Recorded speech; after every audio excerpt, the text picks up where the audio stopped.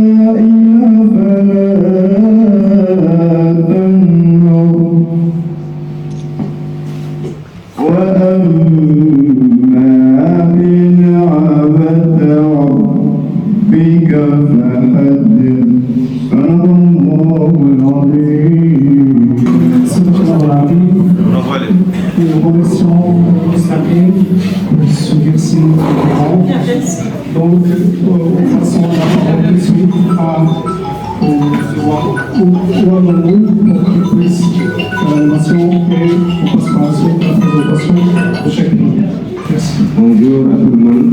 Donc, je réponds au nom de Wambo Zamzida et je suis du Burkina Faso. Donc, tout d'abord, je voudrais vous remercier tous d'être présents ici ce matin pour cette journée spéciale de la culture africaine. Voilà, en ce qui concerne cette journée, nous allons voir les diversités culturelles des différents pays, et notamment le Mali, le Gabon, la Djibouti, le Comore, le Burkina Faso. Il y a la Guinée aussi, la Guinée-Bissau. D'accord? Donc, pour commencer, on va commencer d'abord par le Mali. Je ne sais pas si celui qui représente le Mali. Voilà. Je vais passer la parole à Mohamed Sidi Aboubakar, l'histoire du Mali. Merci. Bonjour à tout le monde. Bonjour.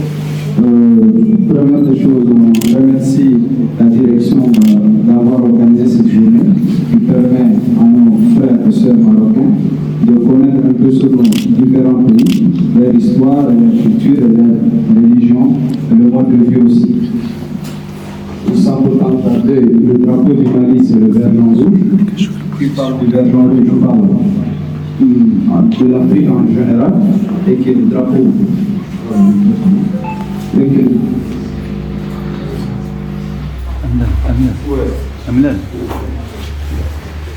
Maintenant, moi c'est Mohamed Salah Sidou Ouattara. On est 5 Maliens ici à Daoulé. Il y a Mohamed Kamara, il y a ensuite Kantem Hamadou, il y a aussi Idrissa Dambélé et Ibrahim Cheikh Mega. Bon, après, ils vont se présenter, ils vont aussi parler de leur langue nationale. Après, l'histoire du Mali. Quand on parle de l'histoire du Mali, il y a 3 grands empires qui ont traversé l'histoire du Mali depuis le 7e siècle. On a d'abord l'empire du Mali.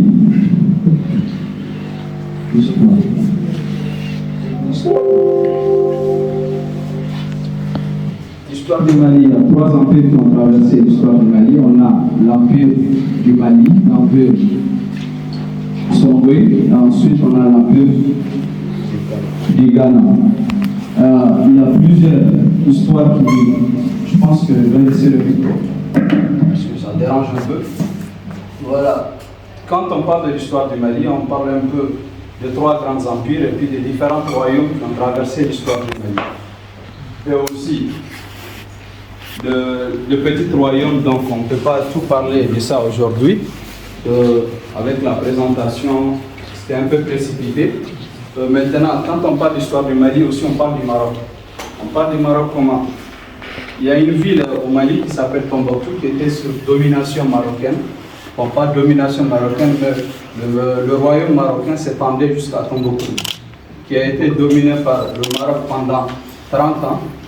Et aussi de ce fait, on a des descendants marocains à Tombouctou. Et Tombouctou ressemble un peu, l'ancienne Médina de Tombouctou ressemble un peu à l'ancienne Médina de Fès. Je ne sais pas si vous aurez la chance d'y aller, vous allez voir ça. Et aussi la date d'indépendance du Mali, c'est le 22 septembre 1960. Je peux passer. Maintenant, le Mali est composé de 8 principales villes, de grandes villes, dont on a la capitale qui est Bamako. Ensuite, on a la première région qui est Kay, qui est là. Ensuite, on a Koulikoro, Sigassou, Ségou, Mopti, Gao, Tombouctou et Kidal. Tombouctou dont je parlais, voilà ça. Là, c'est ici Tombouctou, et que ici, il y avait la domination marocaine. Ensuite, le Mali est un pays à 7 voisins, dont le Burkina, la Guinée, la Côte d'Ivoire, la Mauritanie, le Niger, l'Algérie. Maintenant, il y a aussi le patrimoine culturel mondial de l'UNESCO. Par exemple, le Maroc. Quand on parle du couscous, c'est directement le marocain. C'est originaire au Maroc. Voilà. Chez nous aussi, on a 4 sites qui sont patrimoine mondial. Ça veut dire que ça appartient à tout le monde. Tout être humain, ça lui appartient. On a les falaises de Badjangara qui est là. Ça, c'est une image. Bon, l'image est un peu floue avec la qualité de l'image. On s'excuse. Là, c'est carrément dans les collines. Là, on a une communauté qui s'appelle Dogon, qui vit dans ce montagne-là. Je peux passer. Voilà, ça, c'est aussi une autre image. Et on a aussi, après ça, on a la mosquée de Djenné. La mosquée de Djenné a été construite dans le siècle, depuis le 15e siècle. Il y a Djenné, il y a aussi la mosquée de Djingareber.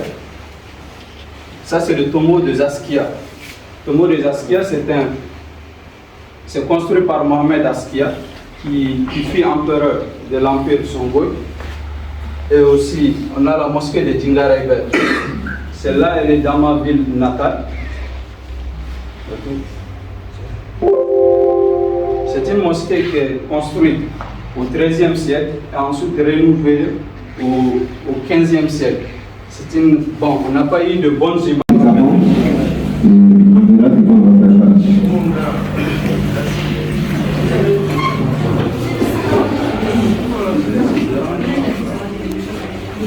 Bonjour à tous. Merci de me présenter sur la voie à Simon Chéri. Je viens du Gabon. Je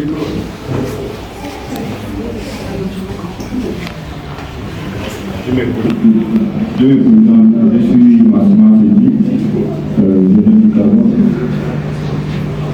Comme je viens du Gabon. Le Gabon est un pays l'Afrique centrale. Il y a deux couleurs, vert, jaune et bleu. Le vert qui signifie la forêt, le jaune, le soleil, et le bleu qui signifie l'océan Atlantique. Ensuite, nous avons l'historique du Gabon. En première position, au Gabon, nous avons les habitants qu'on appelait les pygmées, qui restaient dans les forêts au XVIe siècle. À l'arrivée des peuples bantous d'un groupe de Golo, Koni et Yungu au sud, s'installent les Pounous. Les Pounous, c'est une ethnie gabonaise. Et à l'extrémité du sud-ouest, il y avait aussi les Zoniens.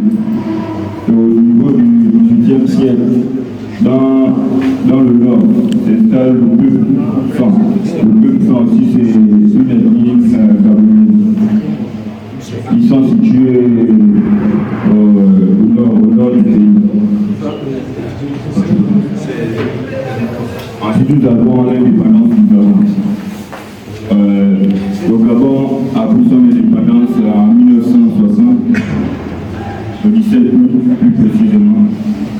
Ensuite, nous avons eu trois présidents. Le premier président, Léomba, qui est après l'indépendance du Gabon, qui est passé en 1967. Ensuite, nous avons eu Omar Bongo en 2009, de 1967 en 2009. Ensuite, nous avons eu Ali Bongo, qui a pris le pouvoir de 2009 jusqu'en août 2023. Et ensuite, nous avons eu le CDAI, qui est actuellement au pouvoir.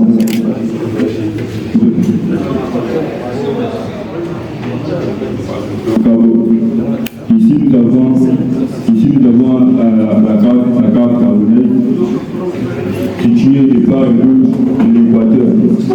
La République camerounaise est un pays d'Afrique centrale, une superficie de 2667 668 km². Il est constitué de 9 provinces. Nous avons l'Est-Ouest, la capitale du Gabon. Ensuite, nous avons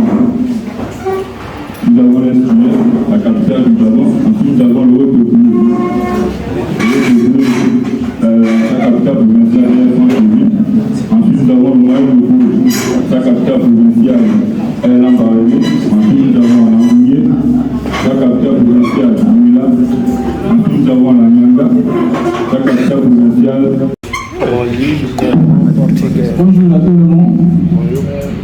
C'est Cyril Kamara, le direction du ministre pour faire la présentation de mon pays. Voici le nom du drapeau. Nous le compose pour 5 couleurs différents. Le premier couleur c'est rouge, après c'est noir, après jaune et derrière c'est vert. L'histoire de mon pays c'est la date de l'indépendance de l'émission c'est 1974.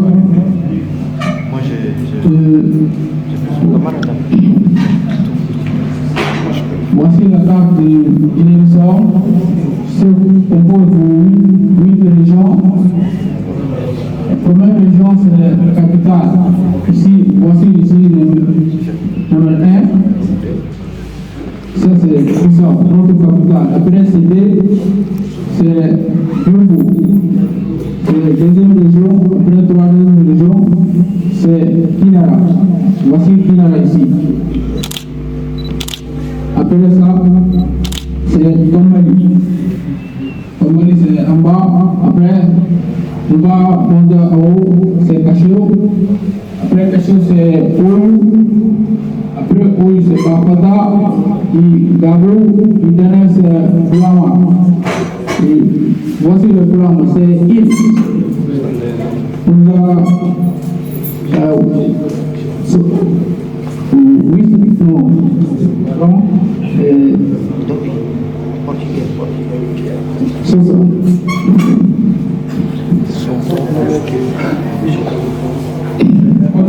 Pardon, je peux changer la langue pour faciliter mon publication. Anglais. Portugais. Ok. Merci pour votre compréhension. Ici c'est notre carte. Histoire de langue, maintenant, beaucoup de temps, moi, c'est très difficile pour parler portugais maintenant, c'est comme vous oubliez un peu, parce que pour adapter le français, c'est un peu difficile pour moi.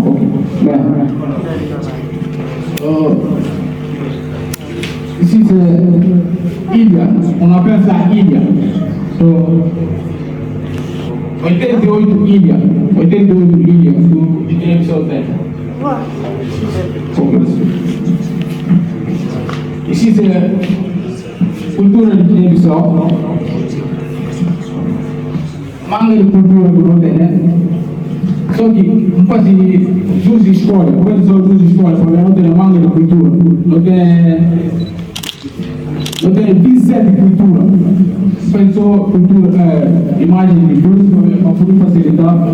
Porque se não faz muito papel de estudo, cultura, nasce um lugar difícil.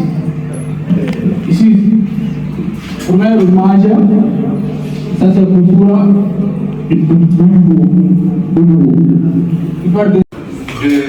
a été créé en 1919. En 1919 que le Burkina Faso. Bon, mais en 1919, on ne va pas parler du Burkina Faso, mais on va parler de la Haute-Volta. C'était pas le Burkina Faso. Donc, en 1919, création de la Haute-Volta. Donc, la Haute-Volta a été supprimée en 1932 pour des raisons économiques. Après la Seconde Guerre mondiale, ça a été reconstitué en 1947. Donc maintenant, la Haute-Volta a été proclamée comme une république en 1958. Et il a obtenu son indépendance donc, en 1960. Donc le premier président fut Maurice Mweogo. Donc, et là, on va parler de 1960 à 1966, il y a eu un soulèvement populaire qui a entraîné le départ de Maurice Mweogo. Donc, Maurice Mweogo, c'était un méchant qui fiait impérialement les fonds publics. Et c'est ça qui fait qu'en 1966, le soulèvement populaire a vu jour, entraînant son départ. Donc, on va aller la période de la Révolution, 1983. 1983, ça a été une année. Un monsieur appelé Thomas Sankara, qui a des idées révolutionnaires anti-impérialistes, est venu renverser le monsieur qui était au pouvoir, de prendre le pouvoir, instaurer un régime révolutionnaire anti-impérialiste. Donc, de là, en 1984, il va changer le nom de la Haute-Volta pour attribuer à un nom qu'on appelle Burkina Faso, puisqu'il trouvait que non, Haute-Volta n'avait aucun sens dans notre langue. Donc il a changé le nom pour donner le pays Burkina Faso. Donc Burkina Faso qui veut dire patrie des hommes honnêtes. Okay?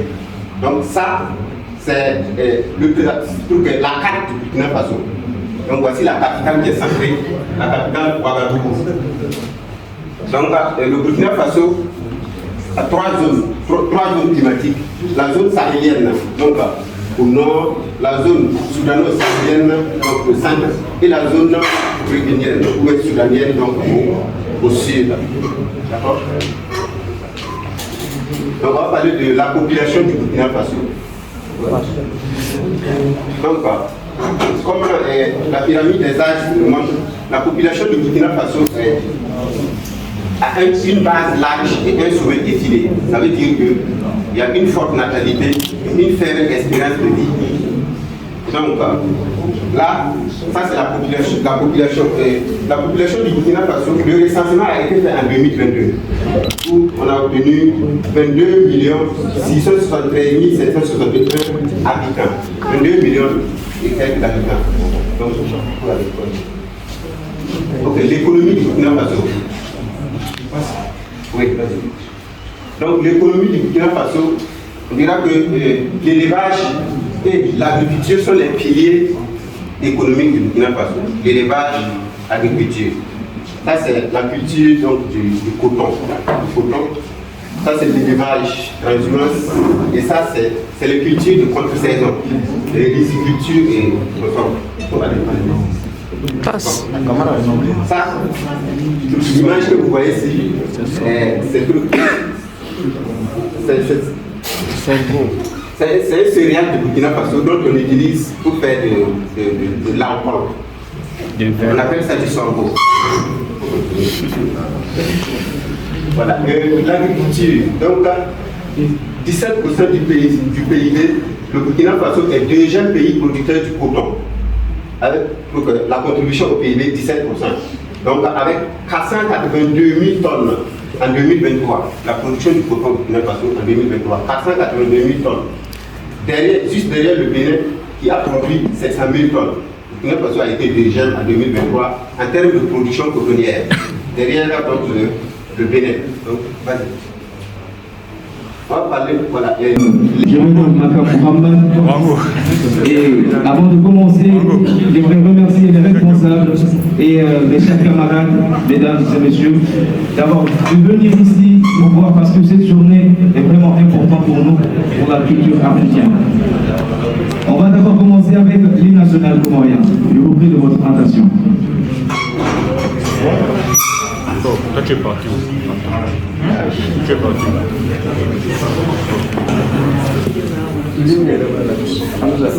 Ça va.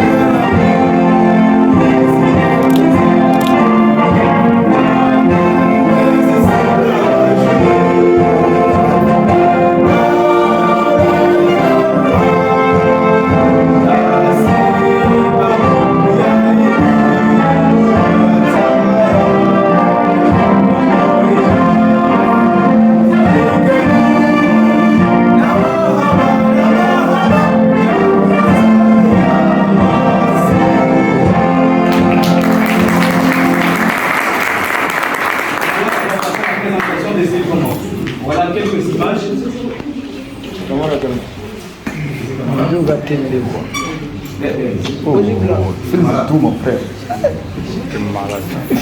Voilà. On a ici les 4 îles qui font les Comores. On a l'île de Grande Comore avec le capital Moroni. On a l'île de Moélie, capitale Bomboni. L'île de Anjouan, capitale Moutamoudou. Plus précisément, il y a Mayotte, mais maintenant, il est colonisé par la France. Voilà, il y a les 3 îles qui représentent les Comores. Les Comores, en forme d'une langue, les unions Comores, en comorien, Comore et Koutima en Machoua, Comore, Koutima en Massiwa, en arabe, les Comores sont un État indépendant d'Afrique australe composé de 3 îles, situées dans le nord du canal Mozambique, un espace maritime de l'océan Indien. Les Unions de Comores est membre de la Ligue arabe, de l'Organisation de la coopération islamique, de l'Organisation internationale de la francophonie et de l'Assemblée parlementaire de la francophonie. Colonie française à partir de 1892, les Comores ont obtenu leur indépendance le 6 juillet 1975. La constitution comorienne identifie l'Union des Comores à l'archipel des Comores composé de 4 îles, Grande Comore au nom de Gatidja, Moélie au nom de Mouali, Anjouan au nom de Njouani et Mayotte au nom de Maoré. Cette dernière île ayant cependant décidé par la référendum de rester française lors du processus de décolonisation. Elle est française depuis 1841. Tiens.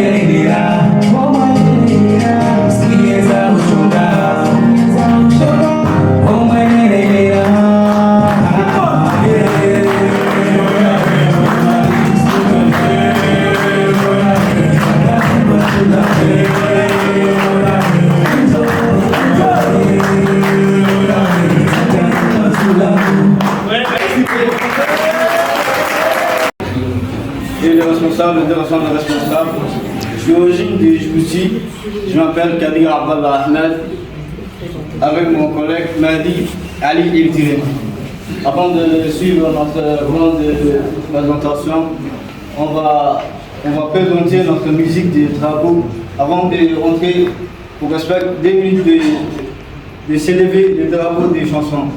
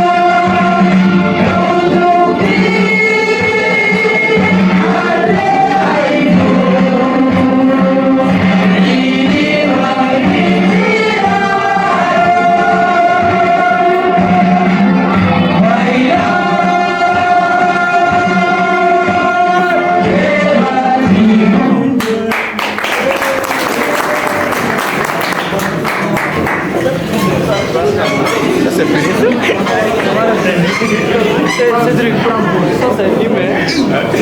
Ça c'est l'hymne.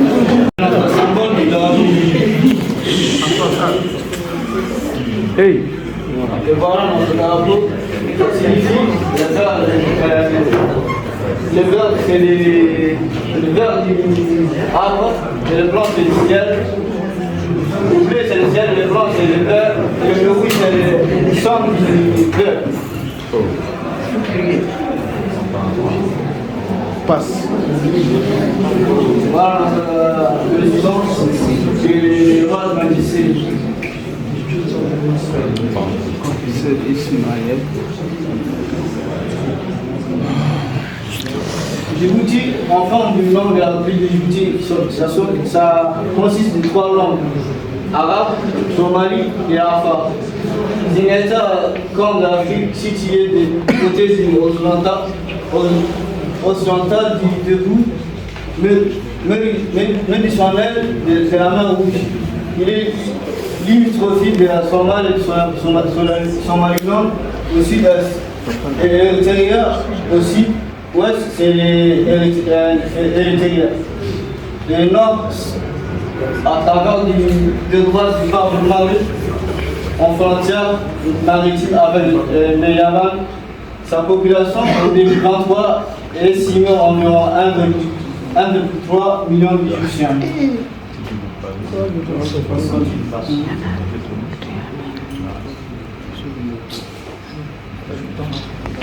Djibouti, c'est une petite pays stratégique situé sur le côté du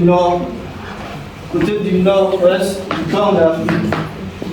Il est situé sur le détroit du Alba-Mandab qui de l'Est est séparé de la mer.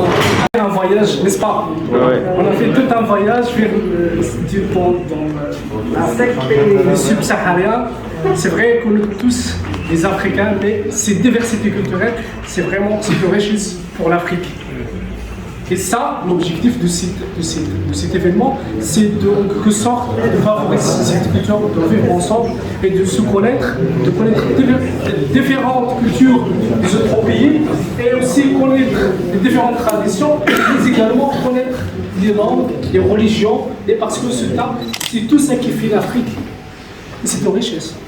Donc nous remercions encore une fois chaleureusement les chers stagiaires, nous remercions le comité d'organisation, nous remercions tout le staff pédagogique et administratif de logistique, nous remercions également le directeur régional qui a des engagements et ne peut pas, il s'excuse de se présenter. Donc nous le remercions également chaleureusement pour son obligation qui donne toujours à ses activités parascolaires pour promouvoir une bonne intégration entre les stagiaires au sein de l'établissement. Je vous remercie infiniment. Du Mali, qui s'appelle Fakowe, dont je ne connais pas le nom en français, et qui est mangé fréquemment par le Mali, que ce soit du Mali du Nord ou du Sud, et aussi on le mange presque le composant, c'est le poivron noir qui est dedans. Les noms, les ingrédients m'échappent un peu en français. Voilà. En arabe, ouais. C'est bon, merci. Je m'appelle Wango Lamousbila, je suis du Burkina Faso. Donc je fais la logistique ici à Taorit. Donc nous sommes très contents pour cette journée. Bon, bien avant tout, je vais beaucoup remercier la différente délégation, donc notamment le directeur pédagogique, monsieur le conseiller, le responsable de l'internat, ainsi que tous nos formateurs qui sont ici avec nous. Donc nous sommes très contents et satisfaits de cette journée, donc de la culture africaine. Donc sur ce, on a eu à organiser une telle journée, donc avec je crois 7 pays qui concernent donc le Burkina Faso, le Mali, le Comore, la Djibouti, donc il y a aussi je crois la Guinée-Bissau, le Gabon. Donc je crois que c'est un peu ces pays-là qui ont participé à cet événement-là. Donc vraiment nous sommes très très satisfaits de la journée qui nous a permis donc de savoir les différentes cultures notamment les cultures des différents pays. Voilà, donc nous sommes vraiment satisfaits de la journée. Ça nous fait beaucoup plaisir de participer à cette journée. Donc, merci. Bonjour chers amis, ici c'est Mohamed Kamara du Mali qui réside ici au Maroc, plus précisément aux villes de Taurit. Actuellement cette année je fais deuxième année en transport. Donc aujourd'hui on est là pour la journée culturelle de l'Afrique. Donc il y a beaucoup de pays qui ont représenté leur culture traditionnelle et puis la gastronomie, on a eu à faire beaucoup de choses. Donc je remercie tout le monde, le directeur général de l'UFPBT, et je le remercie aussi. Je remercie les collègues aussi qui ont eu à présenter leur culture, le Mali, le Gabon, la Djibouti, le Comores, puis la Guinée-Bissau. Donc je remercie tout le monde. Actuellement je suis content, je suis vraiment content. Donc c'était juste des mots pour remercier les autres. Je remercie vous aussi en tant que notre chef, en tant que notre stagiaire et notre formateur. Donc je n'ai rien à dire. Donc c'est juste merci. Et cette journée aussi ça a été très bien passé. Donc je suis tellement content pour avoir collaboré avec mes frères marocains.